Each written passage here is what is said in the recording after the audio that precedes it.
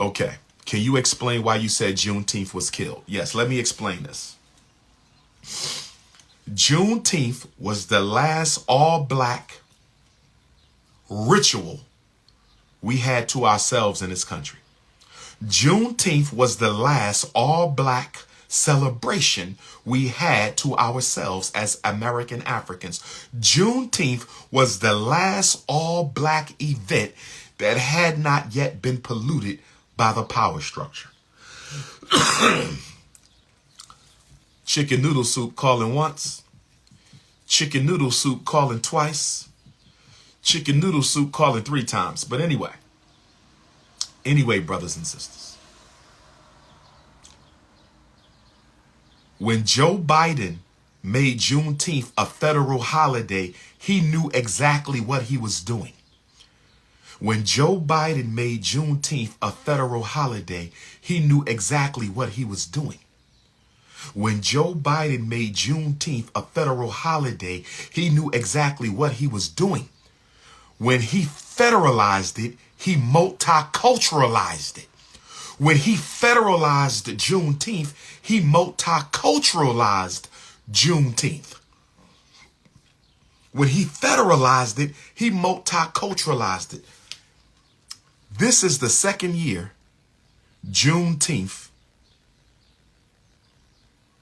This is the second year Juneteenth will be a federal holiday. It started in 2021, so you could technically say 2021 was the first one.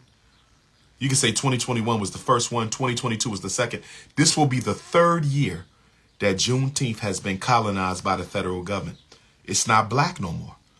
It's not black. Did you look at the Juneteenth pictures from last year? Have any of you looked at the Juneteenth pictures from around the country last year? Overflowing with white folks, overflowing. It looks like a multicultural event. It looks like a multicultural event.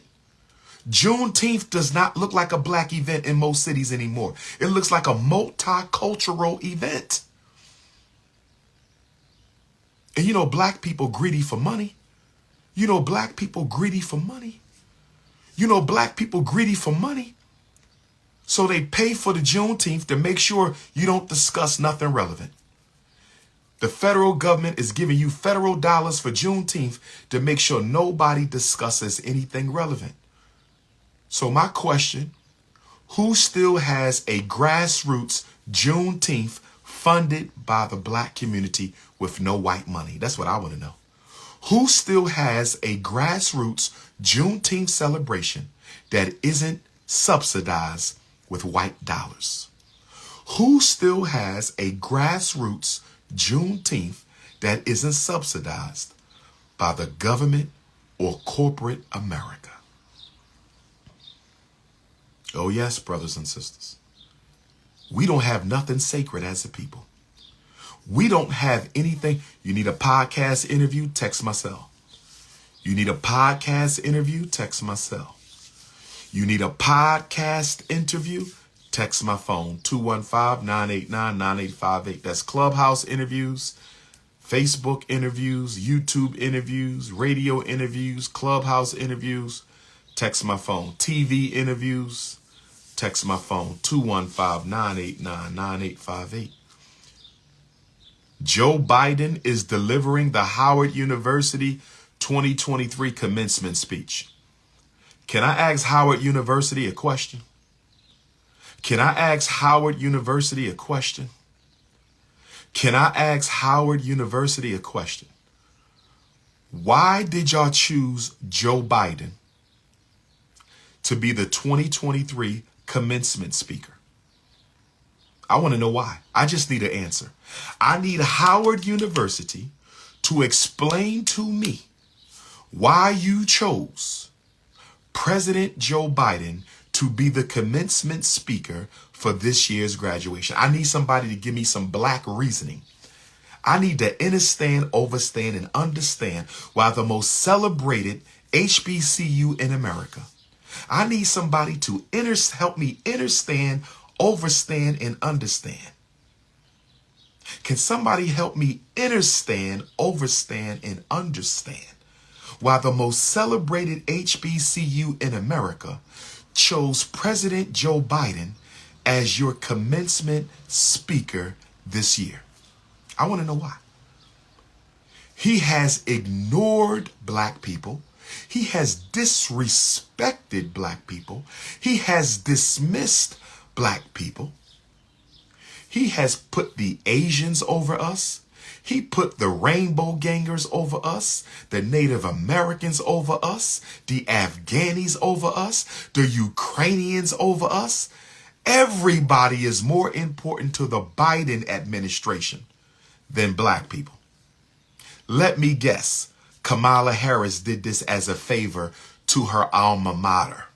Let me guess, Kamala Harris set this up as a favor to her alma mater because after all, she is a Howard grad.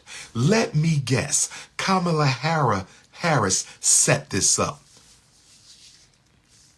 as a favor to her alma mater. What is he going to tell black youth as one of the most neglectful white presidents in American history, post-slavery? I know I wouldn't want no Joe Biden speech, not me. You know who should have been Howard University's commencement speaker? You know who should have been Howard University commencement speaker? You know who should have been Howard University's commencement speaker? You know who should have been? I should have been Howard University's commencement speaker. I should have been Howard University commencement speaker. That's right.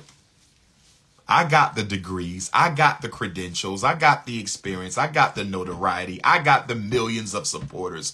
I should have been Howard University. If there's any HBCU that needs a commencement speaker, if there's any HBCU that still needs a commencement speaker, if there's any HBCU that still needs a commencement speaker, I still got my doctoral robe in the closet. I still got my doctoral robe in the closet. I got my 3 master's robes in the closet. Which robe you want me to wear? I got 4 robes. I got my undergrad robe. I got 5 robes in the closet. Which robe do you want me to wear? Cheney University, do y'all have a commencement speaker? Lincoln University, do y'all have a commencement speaker? Maryland Eastern Shore, do y'all have a commencement speaker? Coppin State, do y'all have a Dell State, do y'all have a commencement? Bowie State, do you Virginia State, Hampton, South Carolina State, FAMU, do you have a commencement speaker? Because I would love to be commencement speaker at an HBCU. Chicago State, y'all need me? Tell them to hit me up. Y'all know the number. I'm not too pro-black. Commencement is commencement. That's about motivation. The commencement speech is a motivation speech. Any elementary schools need a graduation speaker? Any high schools need a graduation speaker? Any black middle schools need a graduation speaker? Hit the prince up. Last year, I keynoted a middle school in Paterson, New Jersey. Shout out to my Paterson, New Jersey Africans. Shout out to my Paterson. If you have an elementary school, middle school, high school, college, community college graduation, I love to do them speeches because they only 20 minutes long. And it forces me to really, reduce my remarks. See, the commencement speech, I have to be scientific because you only got 15 minutes. So you have to really be focused and organized. Commencement speeches bring out the best in me because I don't have 2 hours to go over everything. The commencement speeches bring out the best in me because I don't have 2 hours to go over everything. University of Liberia, commencement speech. I would love to do that, my brother. I would love to keynote the University of Liberia. University of Ghana, University of Nigeria, University of South Africa, University of Cape Town, University of Rwanda, University of Ethiopia, University of the Congo, of Botswana, University of Gambia. I want to be your commencement speaker. I want to be your commencement speaker. Add me on WhatsApp, International Africans. Add me on WhatsApp, International Africans. Add me on WhatsApp, International Africans, 215-989-9858. 215-989. No, I spoke at the Black Consciousness Conference. Was that Cal State Long Beach or University? The 2 times I spoke at the Black Consciousness Conference in Cal State Long Beach, it was the largest, most attended ones they ever had in their history. In their history. See, my haters call me arrogant, but y'all don't even know all the records I done broke. But when my autobiography come out, I'm listing all of my accomplishments, brothers and sisters. Oh, yes. I'm going to Ethiopia at the request of the government. Oh, yes. I've been broke records all over the planet. Y'all better stop playing with me.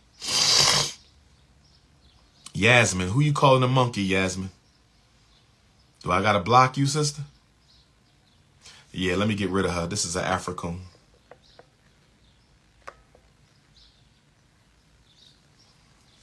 You got to get rid of Yasmin. She's an African.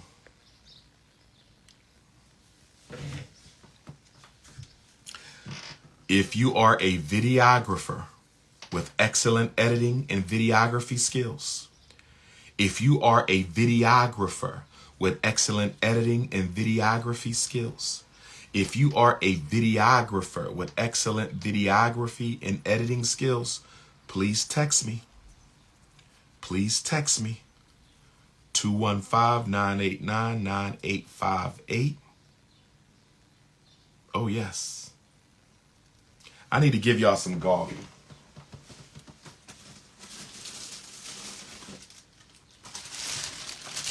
This is the Marcus Garvey Black Man paper. This was published in February 1934. Message, the Black Man, Garvey's paper. Let me give you some words from Marcus Garvey before I leave y'all. Podcast interviews, text my phone. International podcasts, hit me on WhatsApp. Africa, I can do your podcast. Europe, I can do your podcast. Asia, I can do your podcast. South Pacific Africans, my Papua New Guinea, I love to jump on a Papua New Guinea podcast. Add me on WhatsApp, 215-989-9858. I thought I blocked her. She's still on there? I'll be in Jamaica June 24th to the 28th. Where my Jamaican Africans at? I will be in Jamaica June 24th to the 28th. Where my Jamaican Africans? June 24th to the 28th. Guadeloupe, June 3rd. Where my Guadeloupe Africans? I will be in the island of Guadeloupe June 3rd. Nigeria, October. London and Paris, October. South Africa, I will see you in 18 days. Let me see, how many days to South Africa, brothers? How many days we got till I invade? Where my Johannesburg queens at? Where are my Johannesburg queens at? Let's see how many days we got. We got 7, 14. I will be in South Africa in 14 days. 14 days, Johannesburg, Zulu family, Xhosa family, Swazi family, Khoi family, 14 days, South Africa, pull up. And when I get to South Africa, I'm not sleeping. I'm up all night. I'm going to Soweto. I'm going to Cape Town. I'm going to Khayelitsha. I'm going to Durban. I'm going to Pretoria. We must organize South Africa.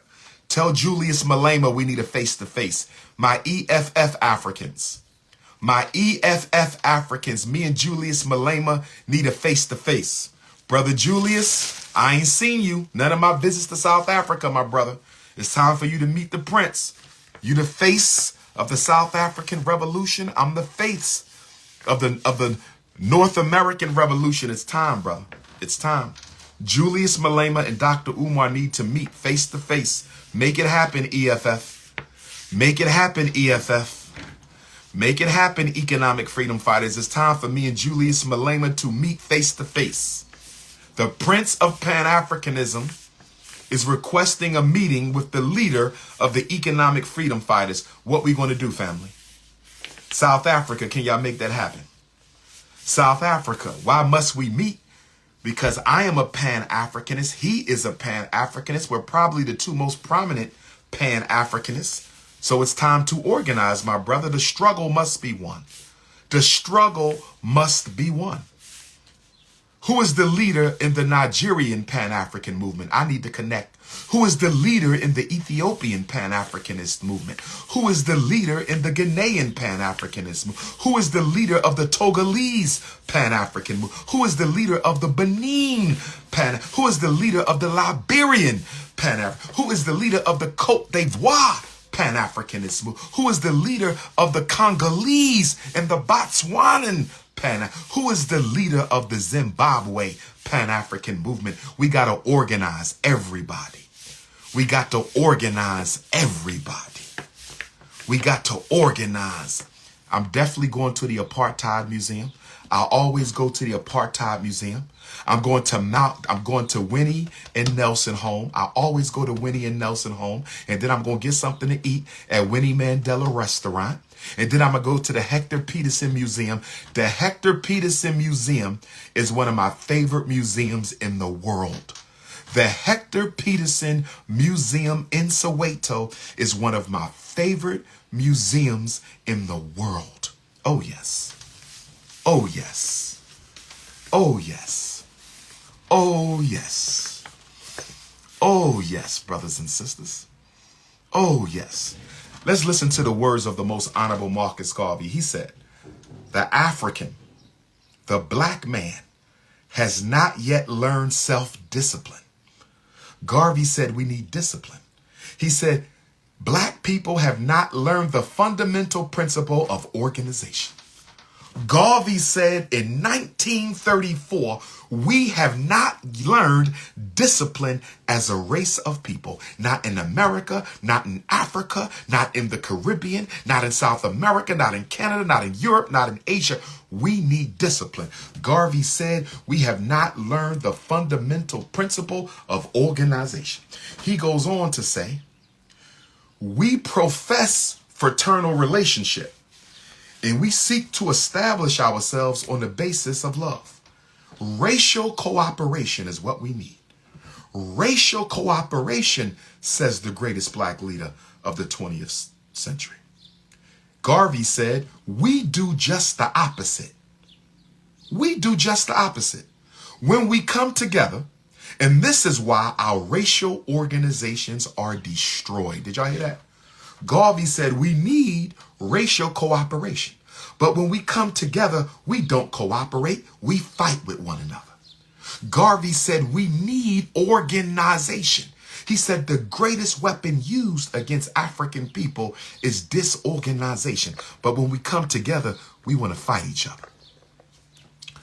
When we come together, we want to fight each other. Garvey says, it is a fact that the common experience of slavery destroyed the finer human qualities of our forefathers, and we inherited certain natural tendencies not calculated to fit us for genuine competition with other groups who have for centuries had the advantage of better natural aptitude. Our emancipation as a race came late in civilization that was already well organized. And so our disadvantage must be considered grave in fitting ourselves comparatively to doing what the best methods and systems have proved worthy and successful. Garvey says the white man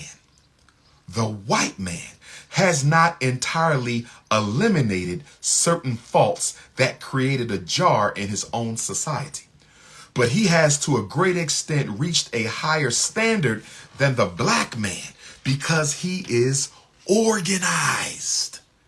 We need to get organized.